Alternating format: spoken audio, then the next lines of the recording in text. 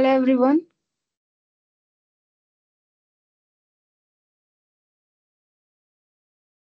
Hi guys.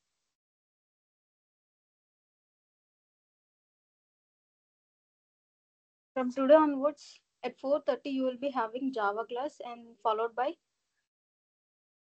coding class. Okay. Okay, ma'am.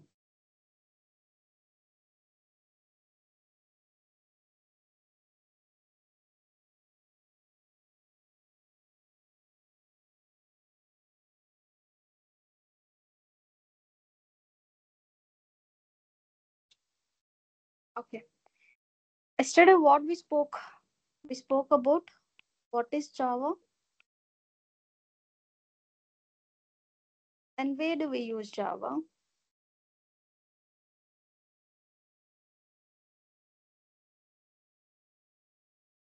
and then why only Java అనే దాని గురించి కొంచెం ఒక చిన్న డిస్క్రిప్షన్ గురించి మాట్లాడుకున్నాం.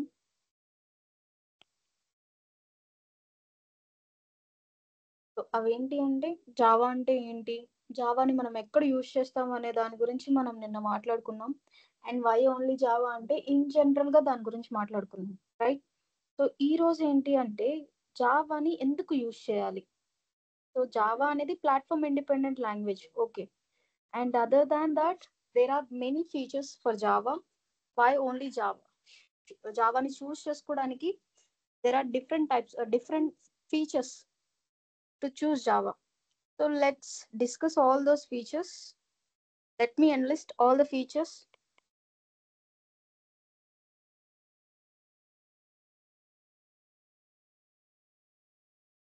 First one, simple, platform independent.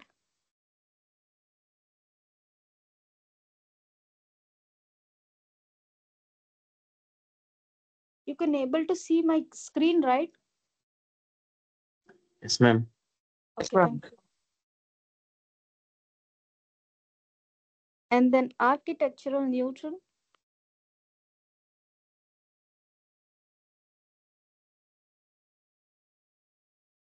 portable,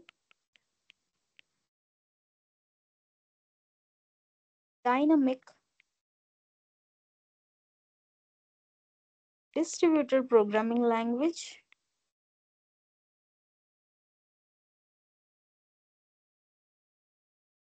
high performance,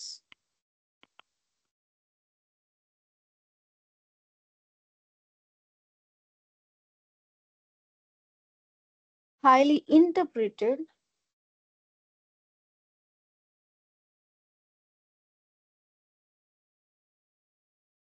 multi-threaded,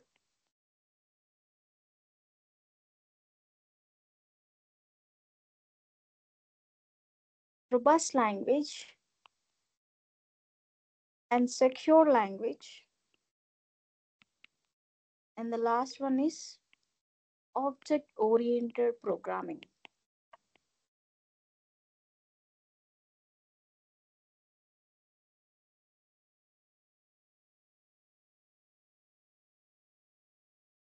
So these are some of the features of Java. Those are simple programming language, platform independent, architectural neutral, portable, dynamic, distributed programming language, high performance, highly interpreted, multi-threaded, robust and secure language, and also object oriented programming language.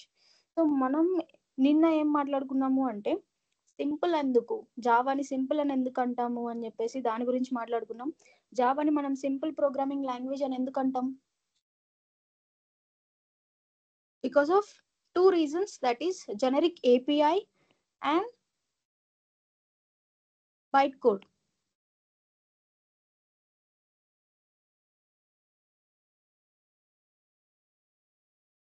So generic API is a set of libraries which are already existed. So already ఎగ్జిస్టెడ్గా ఉన్నాయి కాబట్టి so వీటన్నిటిని use చేసుకొని ఈ predefine structures అన్నిటిని use చేసుకొని మనం ఏదైనా అప్లికేషన్ని బిల్డ్ చేయాలి అంటే we no need to develop a project or an application from scratch. And then bytecode. So bytecode is a language which is middle level language and the middle level language can be converted to low level language easily.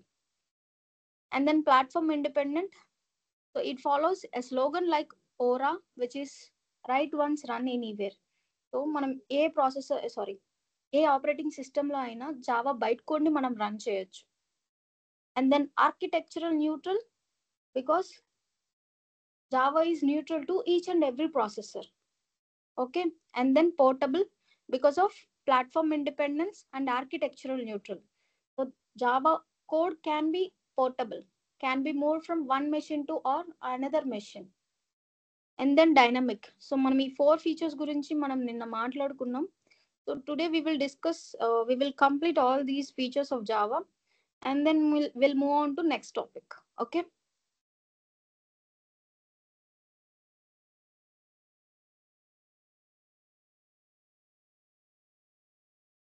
Java is a dynamic programming language. దీన్ని dynamic programming language ఎందుకు అంటారో నేను చెప్తాను. So అదేంటి అంటే, let's say మీకు variable declaration ఇప్పుడు నిన్న చెప్పారా మ్యామ్, అంటే a ఈక్వల్స్ టు 10. సో ఒక వేరియబుల్ని మనం ఈ విధంగా డిక్లేర్ చేస్తాం కదా. సో నేను ఒక వేరియబుల్లో సింగిల్ వాల్యూని మాత్రమే స్టోర్ చేయగలను. అండ్ దీన్ని ఓవర్కమ్ చేస్తూ ఒకటే వేరియబుల్లో నేను మల్టిపుల్ వాల్యూస్ని స్టోర్ చేసుకోగలను. దట్ ఈస్ అరే. So let's say int of ARR equals to 10, 20, 30. So ఇలా ఒక అరేలో ఏంటి అంటే నేను మల్టిపుల్ వాల్యూస్ని స్టోర్ చేసుకోవచ్చు of same data type. So same type of వాల్యూస్ని నేను స్టోర్ చేసుకోవాలి, at the same time multiple వాల్యూస్ని నేను స్టోర్ చేసుకోవాలి అంటే ఈ అరేని యూజ్ చేసుకొని మల్టిపుల్ వాల్యూస్ని స్టోర్ చేసుకోవచ్చు. అలాగే బట్ ఇందులో చిన్న డ్రాబ్యాక్ ఉందిరా. సో ఈ డ్రాబ్యాక్ ఏంటి అంటే, అరే అనేది డిక్లేర్ చేసినప్పుడు మల్టిపుల్ వాల్యూస్ని స్టోర్ చేయొచ్చు, and at the same time ఈ మల్టిపుల్ వాల్యూస్ని నువ్వు స్టోర్ చేయాలి అంటే ఖచ్చితంగా దాని యొక్క సైజ్ని ముందుగానే మనం మెన్షన్ చేయాల్సి ఉంటుంది. సో ఆ సైజ్ అనేది ఫిక్స్డ్గా ఉంటుంది. లెట్స్ సే నాకు అరే డిక్లరేషన్ ఇలా ఉంటుంది అనుకున్నాను. So this is my array, which is ARR 10, 20, 30, 40, 50. Then 5 elements. So fixed size 5 size తో నేను ఒక array ని క్రియేట్ చేశాను. అండ్ లేటర్ ఆన్ నేను 5 ఎలిమెంట్స్ని యాడ్ చేసిన తర్వాత మళ్ళీ నేను ఒక 6th ఎలిమెంట్ని యాడ్ చేయాలి అనుకుంటున్నాను. సో ఈ 6th ఎలిమెంట్ని మళ్ళీ యాడ్ చేయాలి అంటే I have to create one more array of size 6. So 10, 20, 30, 40, 50 and 60. So ఇలా నేను ఈ అరేస్లో ఏంటి అంటే ఫిక్స్డ్ సైజ్ని ముందుగానే మెన్షన్ చేయడం వల్ల, so beyond the size I'm unable to add extra element to it. So అలాగే దీని యొక్క నేచర్ అనేది ఫిక్స్డ్ సైజ్గా ఉండడం వల్ల we are unable to add, right? So to overcome this we have a concept called as collection framework.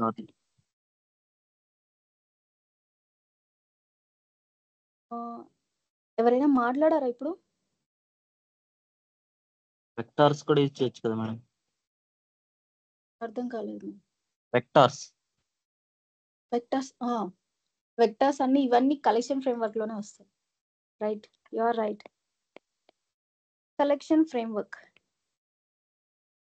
ఈ collection framework లో ఏంటి అంటే మనం ఎలిమెంట్స్ యాడ్ చేసే కొద్దీ దాని సైజ్ ను ఆటోమేటిక్ గా ఇంక్రీజ్ చేసుకుంటూ ఉంటుంది. లెట్స్ సే, అండ్ అలాగే ఈ కలెక్షన్ ఫ్రేమ్వర్క్ లో ఏంటి అంటే ఇది డైనమిక్ అరేని ఫాలో అవుతుంది. 10, 20, 30 and 40. సో నేను 4 ఎలిమెంట్స్ యాడ్ చేసేసాను. If I want to add one more element, so 5th element నేను యాడ్ చేయాలి అనుకుంటే యాడ్ చేయొచ్చు. The size will be increased automatically when I add an extra element to it. అలాగే ఈ collection framework లో ఏంటి అంటే నేను సైజ్ ని ముందుగానే మెన్షన్ చేయాల్సిన అవసరం లేదు. when I keep on adding elements, the size will be increased automatically, and when I keep on removing the elements, the size will be decreased automatically. And ఈ ప్రాసెస్ అంతా నాకు ఆటోమేటిక్ గా జరిగిపోతుంది. నేను అలాగే ఈ కలెక్షన్ ఫ్రేమ్వర్క్ లో size ని ముందుగానే మెన్షన్ చేయాల్సిన అవసరం లేదు. At the same time, I can able to store multiple values of different data types or multiple values of same type. So same type of వాల్యూస్ని నేను స్టోర్ చేయొచ్చు, అండ్ అలాగే డిఫరెంట్ టైప్స్ ఆఫ్ వాల్యూస్ని అయినా నేను స్టోర్ చేసుకోవచ్చు. Okay, so అది ఎలా అంటే let me create one. So this is my array. Let's say ఇక్కడ హలో అని ఉంది, అండ్ ఇక్కడ at which is a character 10, 10.5 true. So different types of వాల్యూస్ని నేను సింగిల్ వేరియబుల్లో స్టోర్ చేసుకోవచ్చు దీన్ని డిక్లేర్ చేసుకొని. ఓకేనా, బికాస్ ఆఫ్ దిస్ రీజన్ డైనమిక్గా ఎలిమెంట్స్ని యాడ్ చేసే స్కోప్ నాకు ఇందులో ఉంది కాబట్టి దీన్ని గ్లోబల్ నేచర్ అంటాం. అండ్ ఇలా డైనమిక్గా నేను ఎలిమెంట్స్ని యాడ్ చేసుకుంటూ పోవచ్చు కాబట్టి జావాని మనం డైనమిక్ ప్రోగ్రామింగ్ లాంగ్వేజ్ అంటాం. ఓకేనా, సో ఇనీషియల్గా మనం ఏంటి అంటే ప్రిమిటివ్ టైప్ ఆఫ్ వేరియబుల్స్ని యూజ్ చేసుకొని సింగిల్ వాల్యూని మాత్రమే స్టోర్ చేసుకోగలం. If you want to store multiple values in a single variable you can go for arrays. So లేదు, నాకు సైజ్ అనేది కూడా ఫిక్స్డ్గా ఉండకూడదు, అండ్ సైజ్ అనేది గ్లోబల్ నేచర్లో ఉండాలి, అలాగే మల్టిపుల్ వాల్యూస్ ఉండాలి, and at the same time different types of వాల్యూస్ని కూడా నేను స్టోర్ చేసుకోవాలి అంటే you can go for collection framework concept. So because of this nature, Java is called as dynamic programming language. And then next, distributed programming language.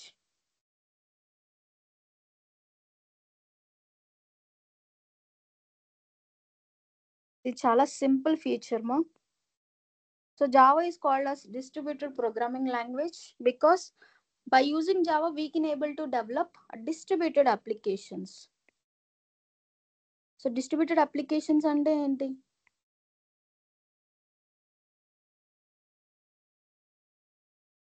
So distributed applications are nothing but the applications. By using these applications we can able to share any information through internet. So server browser lo run అయ్యేవి. So ఇలాంటి type of applications ని కూడా మనం జావాని use చేసుకొని develop చేయగలుగుతున్నాం కాబట్టి దీన్ని distributed programming language అంటాం మనం. ఓకేనా, and then next high performance programming language.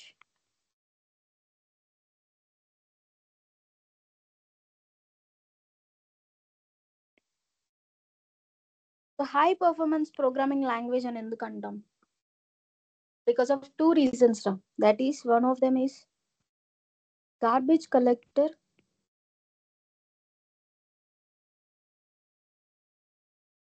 and another one is bytecode. So ఈ టూ రీజన్స్ వల్ల జావా అనేది హై పర్ఫార్మెన్స్ లాంగ్వేజ్ లా కన్సిడర్ చేస్తారు. సో ఈ గార్బేజ్ కలెక్టర్ అంటే ఏంటి? మనకి బైట్ కోడ్ అంటే తెలుసు.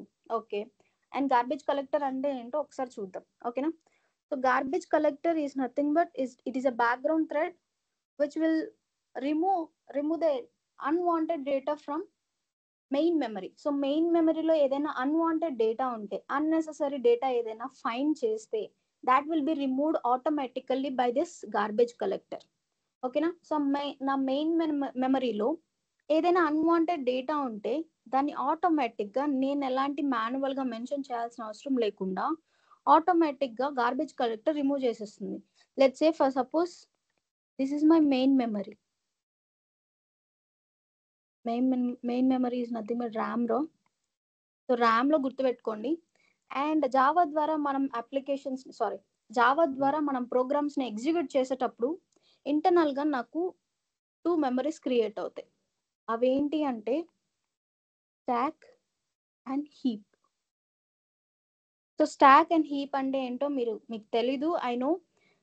లేటర్ మనం జేడీకే జావా ఎలా వర్క్ అవుతుంది దాని గురించి తెలుసుకునేటప్పుడు స్టాక్ అంటే ఏంటి, హీప్ అంటే ఏంటో మనం తెలుసుకుంటాం.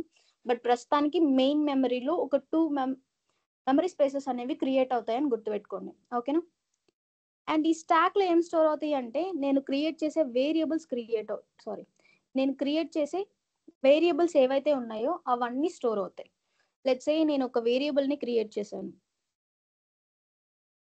ఎంత a ఈక్వల్స్ టు 10 అని ఇచ్చాను. ఇక్కడ నాకేం జరుగుతుంది అంటే ఏ అనే వేరియబుల్ ఇక్కడికి వస్తుంది, ఏ అనే వేరియబుల్ స్టాక్ లో స్టోర్ అవుతుంది, అండ్ ఇప్పుడు ఈ 10 అనే వాల్యూ ఇచ్చాను కదా, సో ఈ 10 అనే వాల్యూ వెళ్ళి హీప్ లో స్టోర్ అవుతుంది. సో హీప్ లో స్టోర్ అయిన తర్వాత now A is pointing towards 10 value. So నాకు ఇప్పుడు దేన్ని పాయింట్అవుట్ చేస్తుంది, హీప్ లో ఉన్న 10 వాల్యూని పాయింట్అవుట్ చేస్తుంది.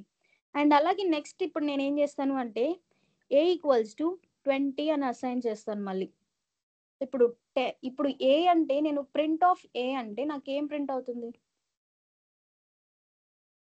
ప్రింట్ ఆఫ్ ఏ అంటే నాకు 20 ప్రింట్ అవుతుంది. మీనింగ్ 20 అనే వాల్యూ నాకు హీప్ లో వస్తుంది. కొత్తగా ఏ అనే వేరియబుల్ క్రియేట్ అవ్వదు, ఓన్లీ 20 అనే వాల్యూ నాకు హీప్ లో స్టోర్ అవుతుంది. అండ్ దెన్ నౌ ఇప్పుడు ఈ కనెక్షన్ ఉంది కదా 10 కి ఏ కి, సో ఈ కనెక్షన్ అనేది బ్రేక్ అవుతుంది. సో బ్రేక్ అయిపోయి A now A is pointing towards 20. So heap లో ఉన్న 20 వాల్యూని పాయింట్అవుట్ చేస్తుంది. And let me clarify one thing. మీకు వేరియబుల్స్ గురించి చెప్పారా మ్యామ్?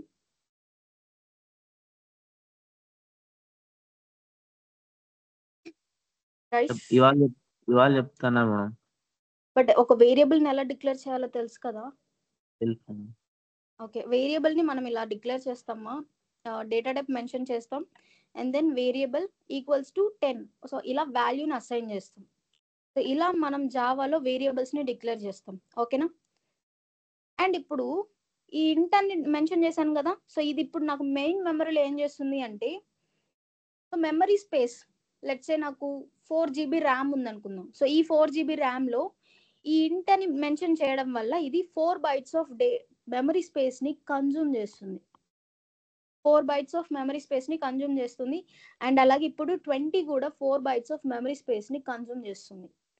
ఇప్పుడు ఏ ఈక్వల్స్ టు 20 అని అసైన్ చేసేసాను కదా, సో 20 అని అసైన్ చేయడం వల్ల now A is pointing towards 20. So నాకు ఇప్పుడు 10 అనే వాల్యూని ఎవరు పాయింట్అవుట్ చేయడం లేదు కాబట్టి అది ఒక అన్వాంటెడ్ డేటా అయిపోతుంది. సో నాకు 10 అని అవసరం లేదు కాబట్టే కదా ఏ ఈక్వల్స్ టు 20 అని అసైన్ చేశాను. ఇప్పుడు నాకు 10 తో పని ఉందా? లేదు. సో ఈ 10 వాల్యూ అవసరం లేదు కాబట్టి so now garbage will come in to the action and it will remove the data. So ఏదైతే 10 అనే వాల్యూ కన్జ్యూమ్ చేసిందో మెమరీ స్పేస్ ని, that memory space will be free up. So 10 అనే వాల్యూని నాకు హీప్ నుంచి రిమూవ్ చేసేస్తుంది. So 4 bytes of memory space అనేది ఫ్రీ అయిపోయింది ఇప్పుడు నాకు.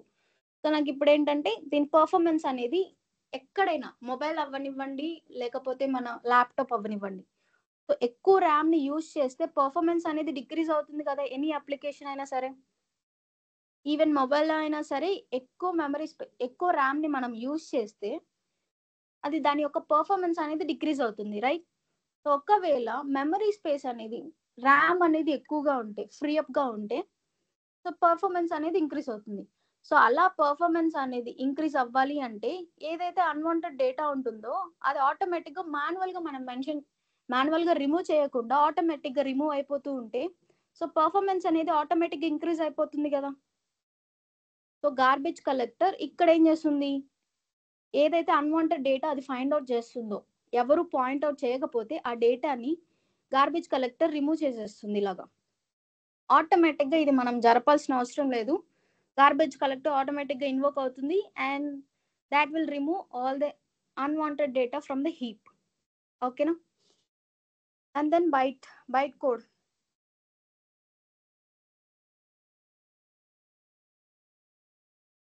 This is my sample.java. So నేను ఏదైతే కోడ్ ని రాశానో which is high level language లో ఉంది. అండ్ ఈ హై లెవెల్ లాంగ్వేజ్ ని మనం ఏ టైప్ లో కన్వర్ట్ చేస్తాం, బైట్ కోడ్ లోకి కన్వర్ట్ చేస్తాం, which is sample.class.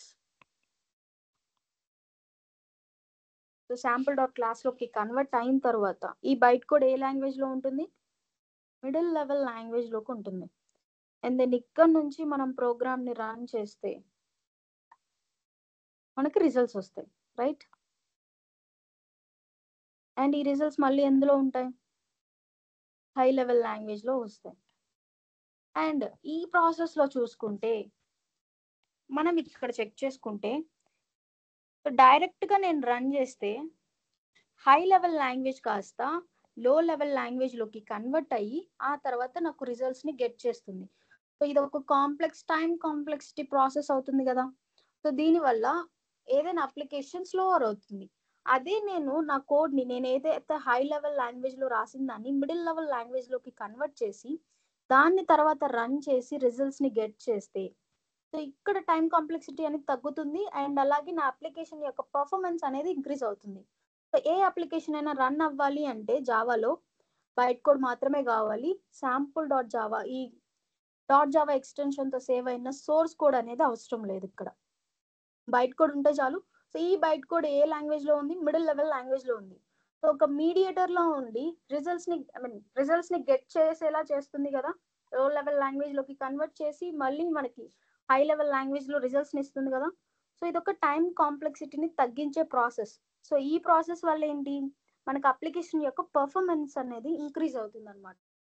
So, because of these 2 reasons Java is considered as high performance programming language. And then next, highly interpreted programming language.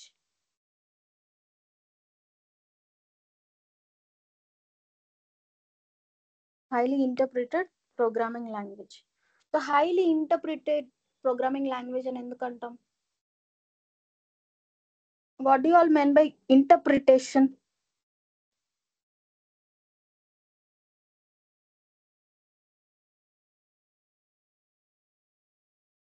Okay, I will tell you.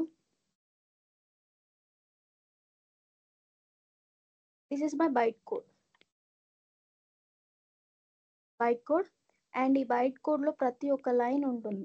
So ప్రతి ఒక్క source code అనేది source కోడ్లో ఉన్న ప్రతి ఒక్క line అనేది byte కోడ్లో convert అవుతుంది. అండ్ ఆ కన్వర్ట్ అయిన దాన్నే కదా మనం రన్ చేస్తుంది. సో రన్ చేస్తాం.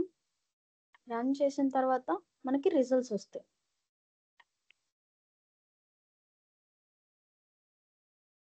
అండ్ ఈ ప్రాసెస్లో ఏం జరుగుతుంది అంటే, సో నాకు ఈ ప్రాసెస్ని ఎవరు జరుపుతారు అంటే, బైట్ కోడ్ని కాస్త రిజల్ట్స్ వచ్చేలా చేసేది ఎవరు అంటే జేఐటీ కంపైలర్ రా.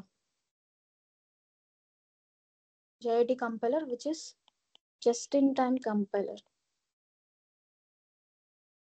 ఈ జస్ట్ ఇన్ టైమ్ కంపైలర్ ఎక్కడ ఉంటుంది అంటే జావా ఇన్స్టాల్ చేసే టూల్ కిట్లో ఉంటుంది. And we will learn about it later. ఓకేనా? So don't worry about that. But ఈ బైట్ కోడ్ని రీడ్ చేసేది ఎవరు అంటే, రీడ్ చేసి మెషిన్ అండర్స్టాండబుల్ లాంగ్వేజ్లోకి కన్వర్ట్ చేసేది ఎవరు అంటే ఈ జేఐటీ కంపైలర్. ఓకేనా?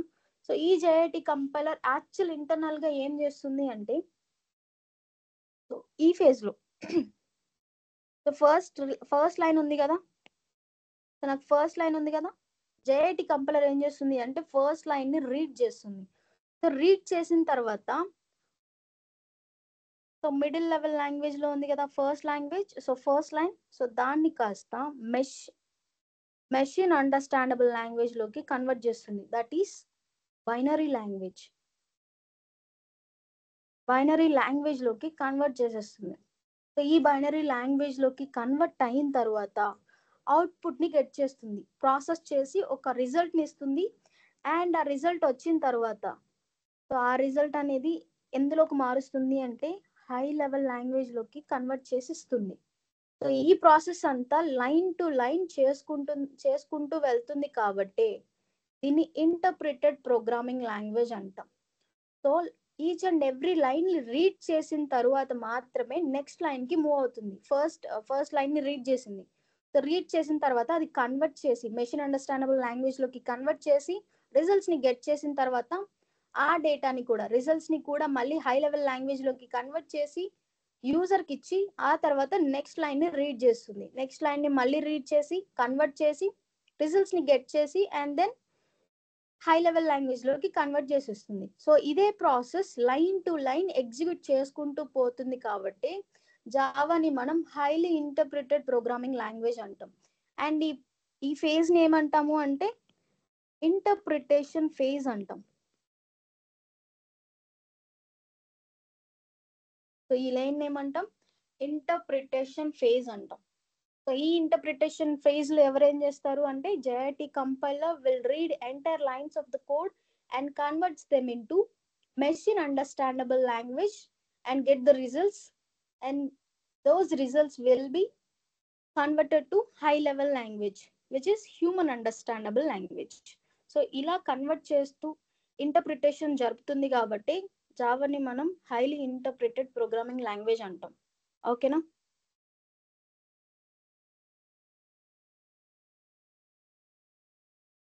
Okay. And then multi-threaded programming language.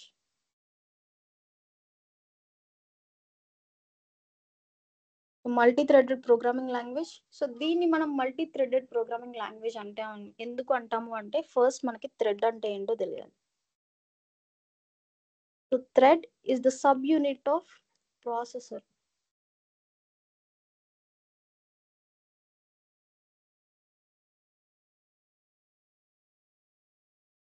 Thread అంటే మనకు తెలీదు. Okay, I will tell you what is actual thread is. Let's say for suppose ఒక MP4 వీడియో ఉందనుకుందాం. సో ఈ .mp4 వీడియో అదొక ప్రాసెసర్ కదా. సో ఈ ప్రాసెసర్ రన్ అవ్వాలి అంటే multiple actions at a time జరుగుతూ ఉంటాయా, ప్యారలల్ ఫ్లో ఆఫ్ ఎగ్జిక్యూషన్ జరుగుతూ ఉంటుందా? సో ఇక్కడ ఏంటి, క్రాస్ బార్, మ్యాక్సిమైజ్, మినిమైజ్, తర్వాత ఒక స్టేటస్ బార్ అనేది రన్ అవుతూ ఉంటుంది. అండ్ అలాగే ఇక్కడ మనం వాల్యూమ్ ని ఇంక్రీజ్ చేసుకోవచ్చు, డిక్రీజ్ చేసుకోవచ్చు. ఇక్కడ రెజ్యూమ్ అండ్ పాజ్ బటన్స్ ఉంటాయి. అండ్ అలాగే మనకి వీడియో వస్తూ ఉంటుంది అండ్ ఇట్ సైడ్ నుంచి ఆడియో వస్తూ ఉంటుంది. సో ఇవన్నీ నాకు ఎట్ ఏ టైం జరగకుండా 1 by 1 జరుగుతూ వెళ్తున్నాయి. సో ఇలా డస్ ఇట్ మేక్ సెన్స్? లేదు. సో ఇదంతా ఒక ప్రాసెస్ లో వర్క్ అవ్వాలి అండ్ ఇవన్నీ మనకి ఎట్ ఏ టైం రీచ్ అవ్వాలి అంటే, సో ఇవన్నీ ఇలా జరగాలి అంటే మనకి థ్రెడ్స్ కావాలి. ఏదైనా ఒక ప్రాసెసర్ క్రియేట్ అవ్వాలి అంటే మనకి థ్రెడ్స్ కావాలి. ఈ గ్రూప్ ఆఫ్ థ్రెడ్స్ ని కలిపి మనం ప్రాసెసర్ అంటాం.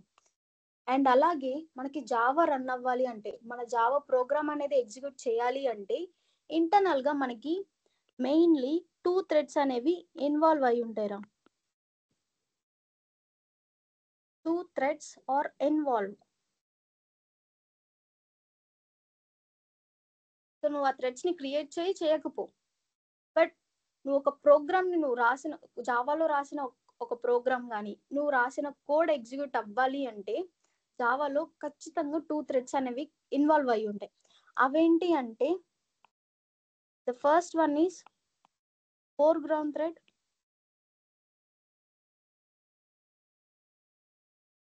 And the second one is background thread.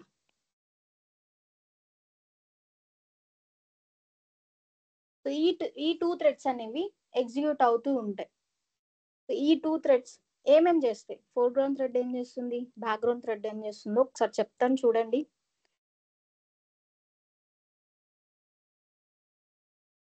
Sample class కదా. సో నేను ఈ క్లాస్లో ఈ ఫైల్లో నేను మల్టిపుల్ లైన్స్ ఆఫ్ కోడ్ని రాశాను. అండ్ ఏదైతే నేను సంథింగ్ ఒక లాజిక్ని రాశానో ఈ లాజిక్ని ఎవరు ఎగ్జిక్యూట్ చేస్తారు అంటే ఫోర్గ్రౌండ్ థ్రెడ్ ఎగ్జిక్యూట్ చేస్తుంది. Foreground thread will execute the code which I have written in the source code. So source code లో మనం ఏదైతే కోడ్ ని రాసామో సో ఆ కోడ్ ఎగ్జిక్యూట్ అవుతుందా లేదా దాని యొక్క స్టేటస్ ని మానిటర్ చేస్తూ ఉండేదే ఫోర్గ్రౌండ్ థ్రెడ్. సో ఏదైతే నేను లాజిక్ ని రాసానో ఆ లాజిక్ ని ఎగ్జిక్యూట్ చేసేదే ఫోర్గ్రౌండ్ థ్రెడ్. అండ్ ఈ బ్యాక్గ్రౌండ్ థ్రెడ్ ఏం చేస్తుంది అంటే it monitors foreground thread.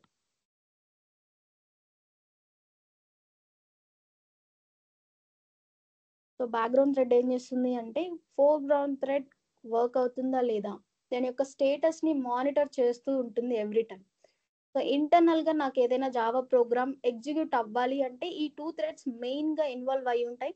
And ఈ 2 థ్రెడ్స్ ఒక థ్రెడ్ ఏం చేస్తుంది అంటే foreground thread which will execute our logic, మన లాజిక్ ని ఎగ్జిక్యూట్ చేస్తూ ఉంటుంది.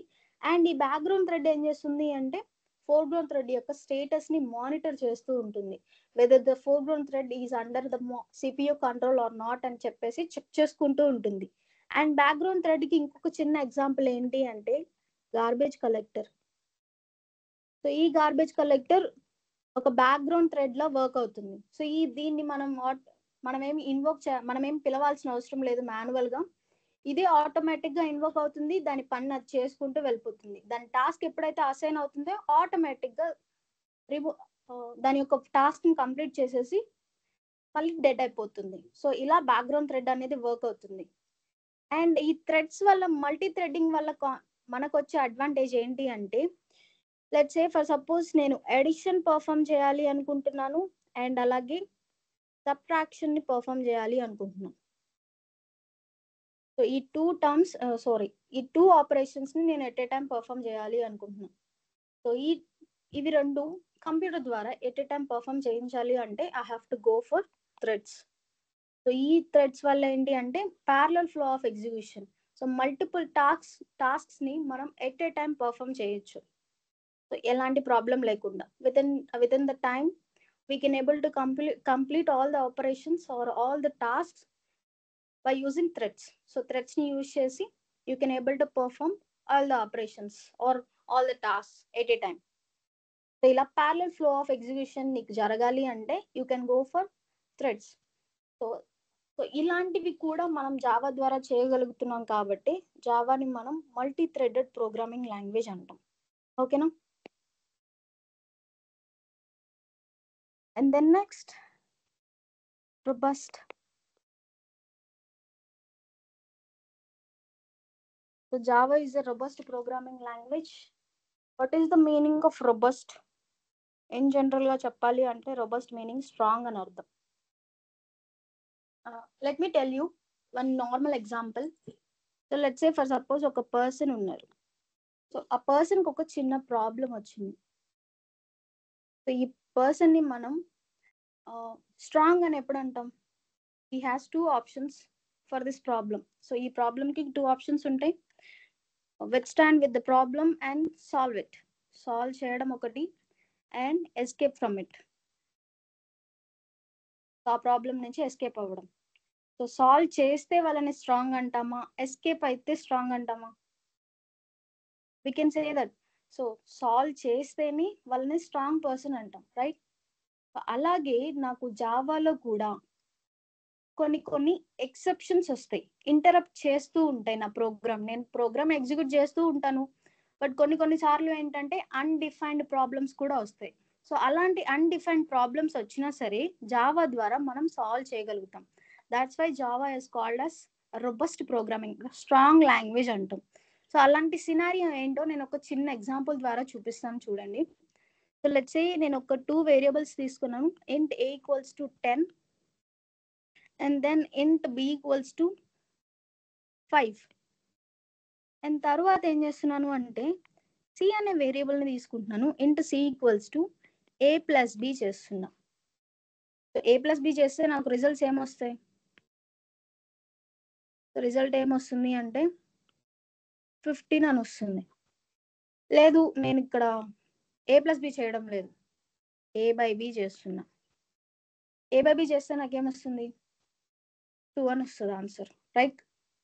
ఒకవేళ నేను ఇక్కడ 5 కాకుండా b ఈక్వల్స్ టు 5 కాకుండా 0 అని తీసుకుంటాను. సో 10/0 అంటే ఏంటి వాల్యూ? సో 10/0 అంటే వాల్యూ ఏంటి? ఇన్ఫినిటీయా? నో, ఇన్ఫినిటీ అంటే సంథింగ్ ఒక లార్జ్ నెంబర్ ఉంది అని meaning. So 0 divided by 10. So ఎన్ని టైమ్స్ 0ని ఎన్ని టైమ్స్ మనం మల్టిప్లై చేస్తే నాకు 10 వస్తుంది and the remainder will be 0. We cannot find it, right? So this is undefined కదా. హ్యూమన్ బ్రెయిన్ కనిపెట్టలేదు, ఈవెన్ మెషిన్ కూడా కనిపెట్టలేదు. సో ఇలాంటి సిచ్యువేషన్ వచ్చినప్పుడు నేను మీకు చెప్పాను Java is an interpreted programming language అని. సో ఇంటర్ప్రిటెడ్ ప్రోగ్రామింగ్ లాంగ్వేజ్ అయినప్పుడు సో కంపైలర్ ఖచ్చితంగా JIT కంపైలర్ ఏదైతే ఉందో నాకు ఖచ్చితంగా ఈ లైన్కి వచ్చే ఉంటుంది కదా. So int c equals to ఈ వేరియబుల్లో ఒక వాల్యూ అసైన్ అయితేనే నెక్స్ట్ లైన్కి అది మూవ్ అవ్వగలదు, రైట్? సో నెక్స్ట్ లైన్కి మూవ్ అవ్వాలి అంటే దీన్ని సాల్వ్ చేయాలి. సో ఈ సినారియోలో ఇది ఇక్కడ స్టక్ అయిపోతుంది. సో స్టక్ అయిపోయి నా ప్రోగ్రామ్ ఎగ్జిక్యూషన్ అనేది అబ్నార్మల్గా టర్మినేట్ అయిపోతుంది. సో ఇలా అబ్నార్మల్గా టర్మినేట్ అవ్వడం వల్ల so next lines of code let's say నేను different lines other lines of కోడ్ని కూడా రాశాను నా సోర్స్ కోడ్లో. అండ్ ఈ లైన్ దగ్గర ఆగిపోయి నా ప్రోగ్రామ్ అనేది టర్మినేట్ అయిపోయింది. సో ఇలా ఆగిపోవడం కరెక్టా? నో. సో ఇలా ఆగిపోతే ఎవరైనా యూజ్ చేయగలరా? ఆ లాంగ్వేజ్ని ఎవరైనా యూజ్ చేస్తారా? No, we cannot use. So ఇలాంటి సినారియోస్ ఉన్నప్పుడు కూడా Java can handle these interruptions also. And ఇలాంటి ఇంటరప్షన్స్నే మనం ఏమంటాము అంటే ఎక్సెప్షన్స్ అంటాం. ఇలాంటి ఎక్సెప్షన్స్ ని కూడా మనం హ్యాండిల్ చేయగలం through Java. So handling is nothing but providing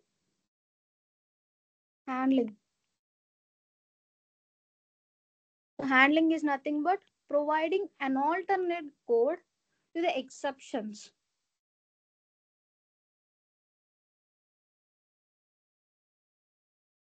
so A line దగ్గర అయితే నీకు ఎక్సెప్షన్ వచ్చిందో, ఓకే నీకు ఏ బై బి చేయడం వల్ల వచ్చింది, రైట్?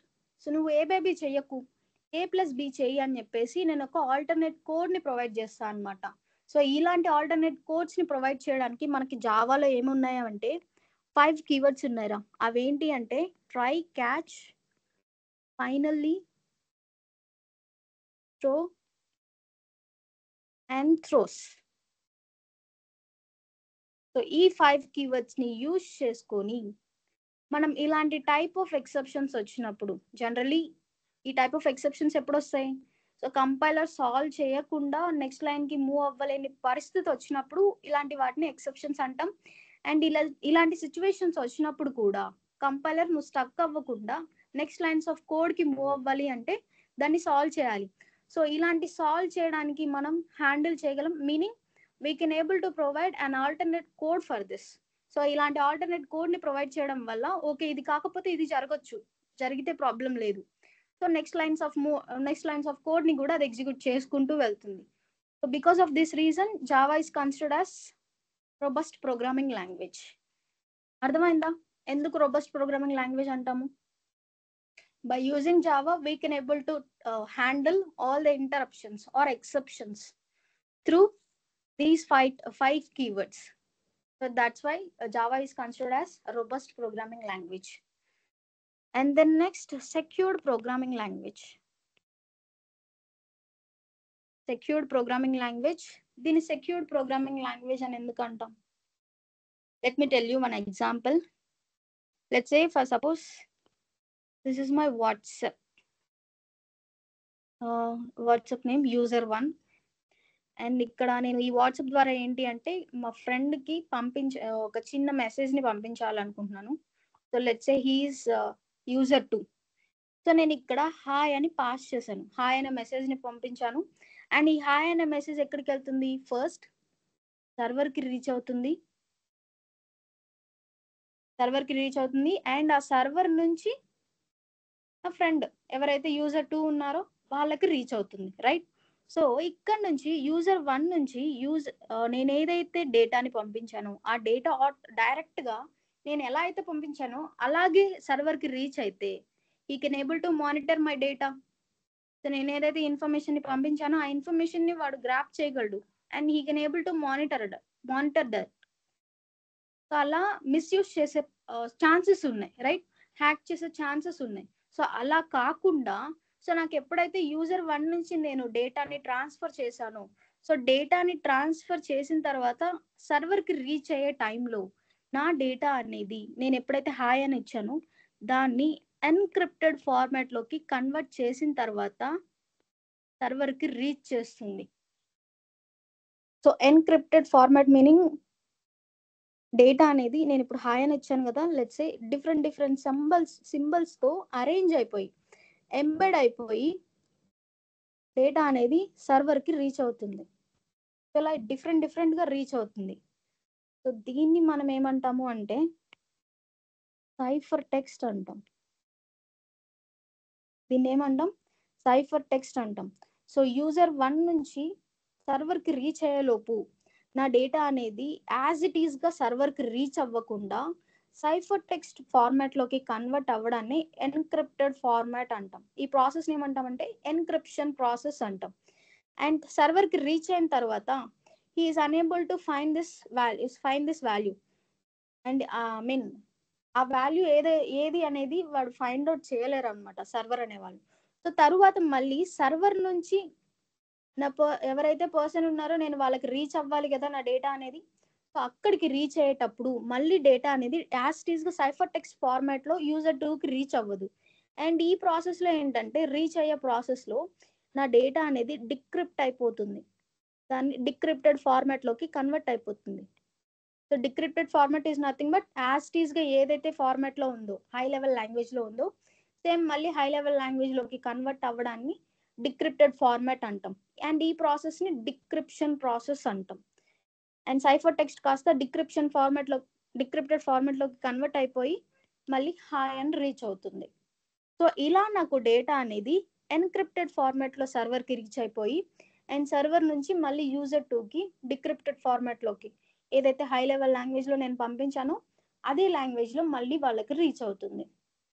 సో ఇలా ఎప్పుడైనా డేటా అనేది సర్వర్ కి రీచ్ అయ్యేటప్పుడు కానీ సమ్ అదర్ మిడిల్ పర్సన్స్ కి రీచ్ అయ్యేటప్పుడు డేటా అనేది సైఫర్ టెక్స్ట్ ఫార్మాట్ లోకి కన్వర్ట్ అవ్వగలదు కాబట్టి దీన్ని కన్వర్ట్ అవ్వగలదు బై యూజింగ్ జావా. సో అందుకోసమే జావాని మనం సెక్యూర్డ్ ప్రోగ్రామింగ్ లాంగ్వేజ్ అంటాం. ఓకేనా. అండ్ నెక్స్ట్ ఏంటి అంటే the last one object oriented programming.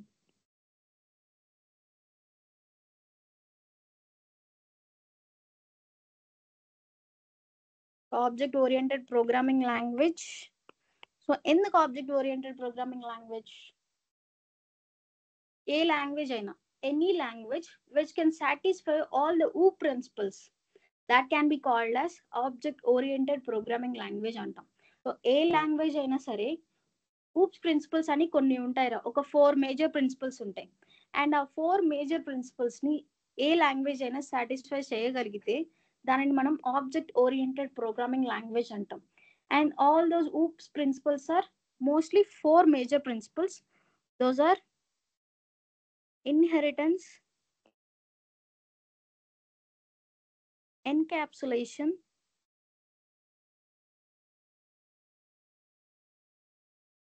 polymorphism, and then abstraction. These are the 4 major principles of OOP. 4 major principles.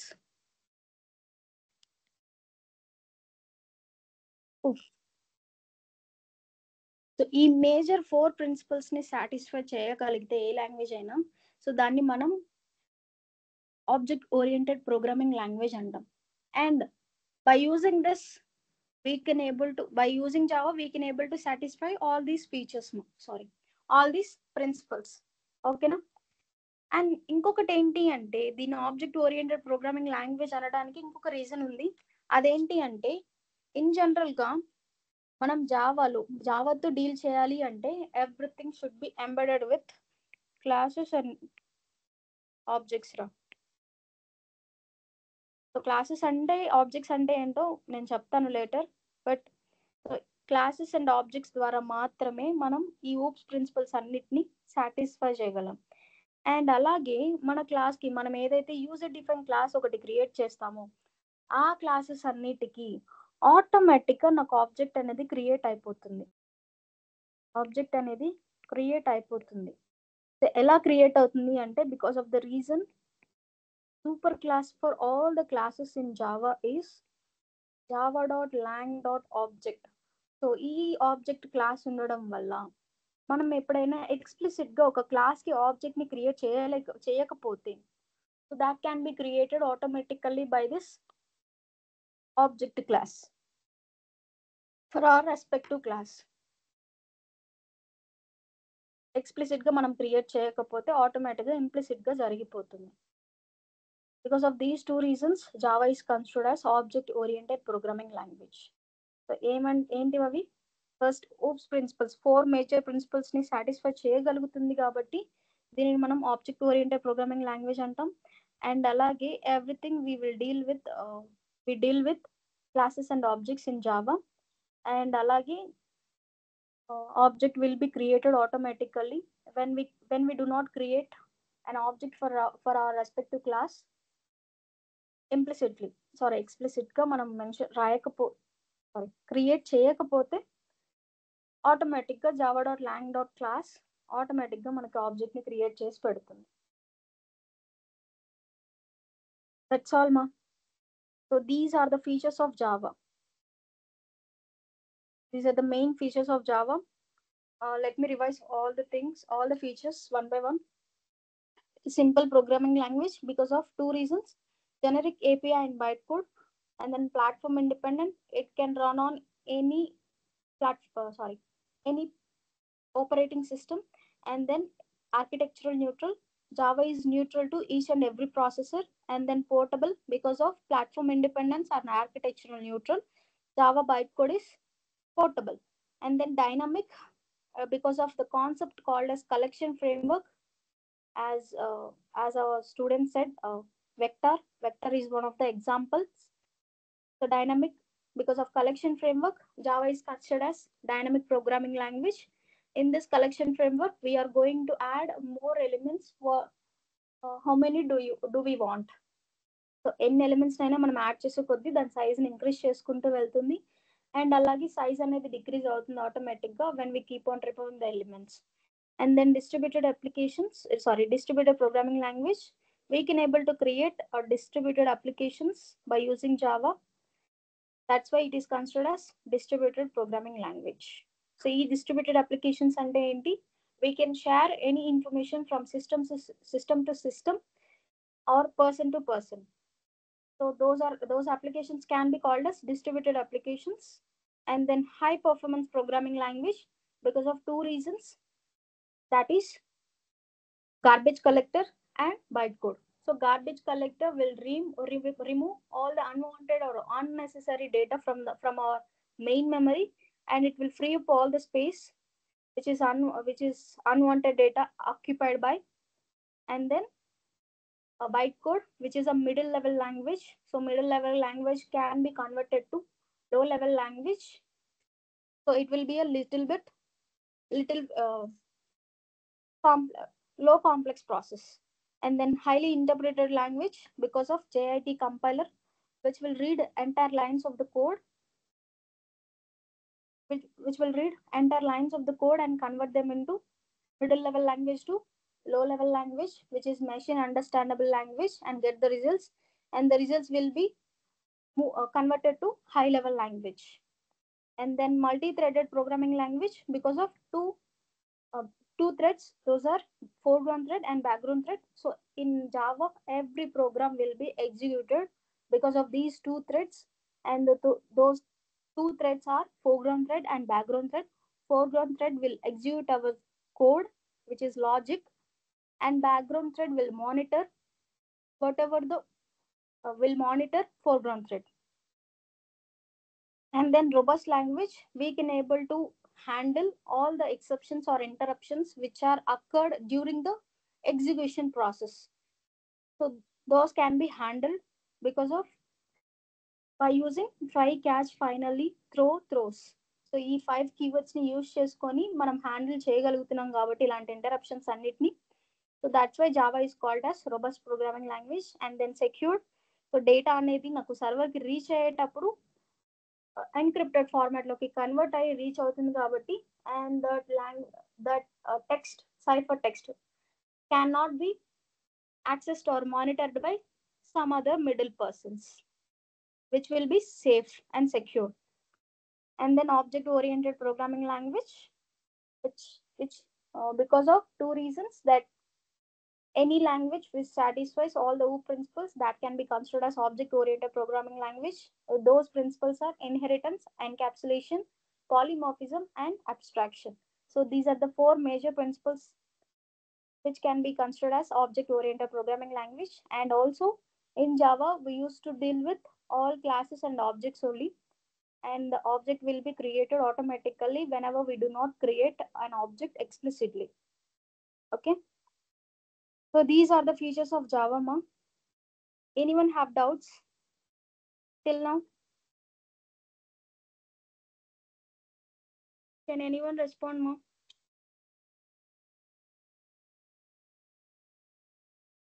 Ma'am. Any doubts? No, madam.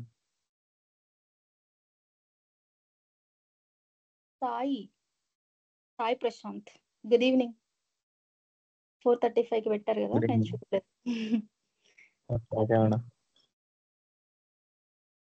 Okay, ఒక 5 minutes time ఉంది కదా, so మనం ఒక history గురించి మాట్లాడుకుందామా?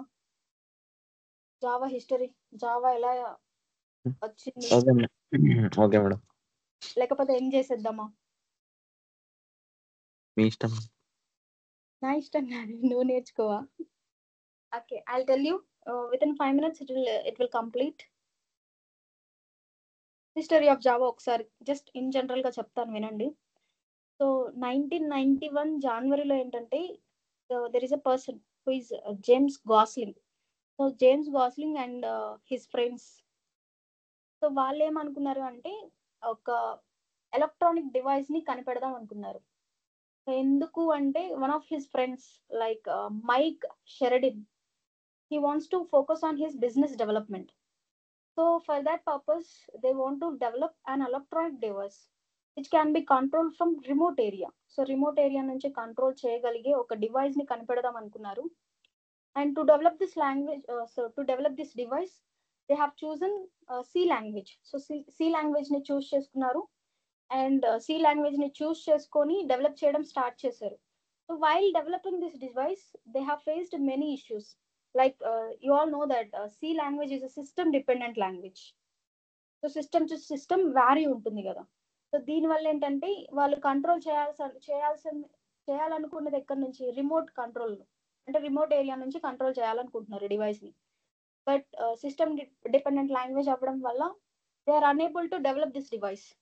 So ఈ ప్రాసెస్ లో వాళ్ళు ఏమనుకున్నారు అంటే, let us create and a new language which will be platform independent language ఒకటి క్రియేట్ చేద్దామని చెప్పేసి జేమ్స్ గాస్లింగ్ అండ్ అలాగే వాళ్ళ ఫ్రెండ్స్ అనుకున్నారు. So they they have they started developing this language. So initial గా వాళ్ళు దాని యొక్క నేమ్ ఏమని పెట్టారంటే ఓక్ అని పెట్టేశారు నేమ్. సో బట్ ఓక్ అనే నేమ్ అనేది already this was registered by oak name, that was registered by some other company. So దీనివల్ల ఏంటంటే later on it was change to Java. తర్వాత ఏంటంటే ఓన్లీ జావా అనే నేమ్ ఎందుకు పెట్టారు అంటే, because while creating this project, ఏదైతే డెవలప్ చేయాలి అనుకుంటున్నారో ఈ లాంగ్వేజ్ ని, ఈ జావా లాంగ్వేజ్ ని డెవలప్ చేసే పరిధిలో ఈ సిచ్యువేషన్ లో ఏంటంటే వాళ్ళు లాట్ ఆఫ్ కాఫీని కన్సూమ్ చేస్తూ ఉండేవాళ్ళు. సో ఈ కాఫీని కన్సూమ్ చేయడం వల్లేనేమో we develop this language, because of this reason we have develop this language అని చెప్పేసి వాళ్ళు అనుకున్నారు. సో అందువల్ల ఏంటంటే దీనికి జావా అనే నేమ్ పెట్టారు. సో ఈ జావా అనే నేమ్ ఎక్కడి నుంచి వచ్చింది అంటే, these coffee beans which they were consumed, so these coffee beans were imported from some other place, that is Java island. So Java island నుంచి ఎవ్రీవేర్ అది ఎక్స్పోర్ట్ చేస్తూ ఉంటుంది అనమాట ఈ ప్లేస్. సో అలా ఆ జావా ఐలాండ్ నుంచి తీసుకున్న నేమే జావా అనేది. అండ్ అలాగే మీరు జావా యొక్క సింబల్ ని చెక్ చేస్తే కాఫీ సింబల్ ఉంటుంది. సో ఆ కాఫీ సింబల్ ఇలా వచ్చింది. అండ్ అలాగే జావా అనే నేమ్ అనేది ఒక ఐలాండ్ నుంచి తీసుకున్న నేమ్ అనమాట. సో ఇలా నాకు జావా అనేది 1995లో రెడీ అయ్యి, సో ఈవెన్ ఇండిపెండెంట్ గా వర్క్ అవ్వగలుగుతుంది, సిస్టమ్ ఇండిపెండెంట్ గా ఏ ప్రాసెసర్ లో అయినా, ఏ ఆపరేటింగ్ సిస్టమ్ లో అయినా రన్ అయ్యేలా క్రియేట్ చేశారనమాట. సో ప్రతి ఒక్క బ్రౌజర్ లో ఇది రన్ అవ్వగలదు. ఎలాంటి జావాని ఇన్స్టాల్ చేయాల్సిన అవసరం లేకుండా ప్రతి ఒక్క బ్రౌజర్ అనేది సాటిస్ఫై సపోర్ట్ చేస్తుంది అనమాట జావాని. అలా 1 by 1 వాళ్ళు రీచ్ అవుతూ వస్తూ ఇలా జావా అనేది ఈ విధంగా స్ప్రెడ్ అయింది. This is about history of Java.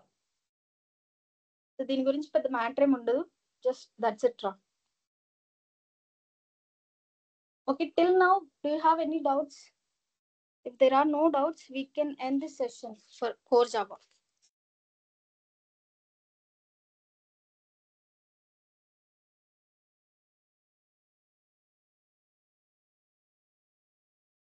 Okay, I hope you don't have any doubts. Okay, take break for 5 minutes. Ma'am will take your class. Okay, no? Don't go anywhere. Okay, bye, ma'am.